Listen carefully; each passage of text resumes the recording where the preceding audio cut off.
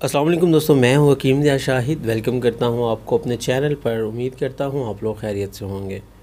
एक बार फिर एक नई वीडियो के साथ और एक नई जड़ी बूटी के साथ आपकी खिदमत में हाज़िर हूं। दोस्तों, आज हम बात करेंगे बरहम डंडी के बारे में कि ये क्या होता है, इसका क्या मिजाज है और इसके क्या क्या इस्तेमालात हैं और इसकी मिक़दार ख़ुराक क्या है। लेकिन उससे पहले कि वीडियो को आगे बढ़ाएं, अगर अभी तक आप लोगों ने चैनल को सब्सक्राइब नहीं किया तो सब्सक्राइब ज़रूर कीजिए, बेल आइकन को प्रेस कीजिए ताकि मेरी हर नए आने वाली वीडियो आपको मिलती रहे।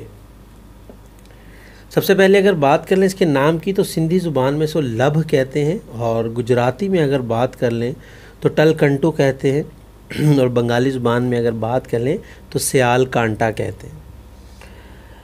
अब अगर बात करें कि ये होता क्या है तो ऊँट कटारा एक बूटी होती है, शायद आप लोग जानते हो। उस पर वैसे मेरी वीडियो अभी मौजूद नहीं है लेकिन इंशाल्लाह उस पर भी बनेगी। तो ये तकरीबन उससे मिलती जुलती बूटी होती है और इसका जो पौधा होता है वो तकरीबन निसफ गज़ तक, मतलब कि 1.5 फुट तक बुलंद होता है और इसकी रंगत सब्ज़ होती है, सफ़ेदी माइल होता है। सब्ज़ और सफ़ेदी माइल मतलब होता है, शाखें बारीक। और इसका फूल जो ऊपर खिलता है ये आप लोगों को नज़र आ रहा होगा, ये देख लीजिए ये इसका फूल है। ये ऐसे कटोरी नुमा, मतलब लंबाई के अंदर ये लगता है और हल्का ये नीला नीला सुर्ख होता है। जब इसको ताज़ा ताज़ा उतारते हैं, अब तो ये खुश्क हो चुका हुआ है, तो जब ये ताज़ा होता है तो बिल्कुल ये नीला सुर्खी माइल होता है और इसके चारों तरफ बड़े बारीक बारीक कंडे लगे होते हैं।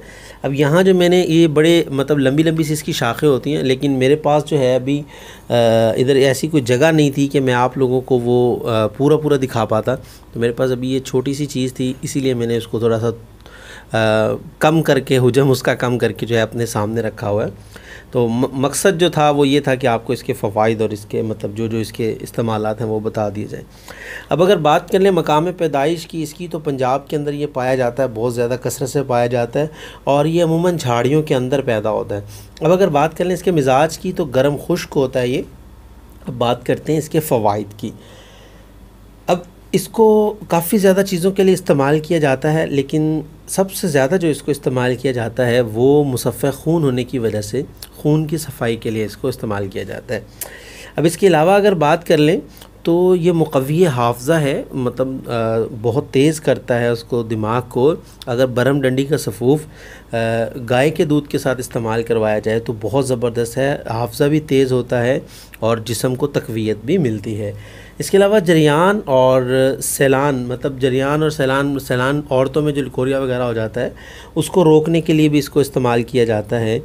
और अगर इसके अलावा बात कर लें कि खून की सफाई के लिए इसको मुख्तलिफ़ मतलब तरीक़ों से इस्तेमाल किया जाता है, लेकिन एक जो सबसे ख़ास तरीका ये है कि इसको स्याह मिर्चों के हमरा पानी में पीस कर पिलाते हैं। ख़ारिश, फोड़े, फिंसी और दीगर इमराज़ जल्दिया जो होते हैं, फ़साद खून में, मतलब इन तमाम चीज़ों में बहुत ज़्यादा ये मुफीद है। इसके अलावा अगर बात कर लें तो बुखार वगैरह में भी इसका इस्तेमाल किया जाता है, लेकिन बुखार में इसको जुशांदा वगैरह बना के इस्तेमाल करवाया जाता है। अब हमने जो इसमें सबसे मेन नफ़ा हासिल किया वो है मुसफ़्फ़े खून। अब अगर बात करें इसके मुज़र की तो ये खुश्की पैदा करता है और अगर इसके मुसले की बात कर लें तो खालिस शहद जो है वो इसका बेहतरीन मुसले होता है। अब बात करें अगर मिक़दार ख़ुराक की तो 5 ग्राम से 7 ग्राम तक इसकी मिक़दार ख़ुराक है। और अगर हम बात करें इस ताज़ा बूटी की क्या मिक़दार ख़ुराक होगी तो 1 मतलब तोला या 10 ग्राम तक इसकी मिक़दार ख़ुराक होगी। तो उम्मीद करता हूँ आज की वीडियो आपको पसंद आई होगी। अगर वीडियो पसंद आए तो लाइक कीजिएगा, शेयर कीजिएगा ताकि आपके साथ साथ दूसरों का भी फ़ायदा हो जाए। तो आज के लिए इतना ही था, मिलते हैं किसी अगली वीडियो में। हकीम दिया शाहिद को इजाज़त दीजिए। अल्लाह हाफ़िज़।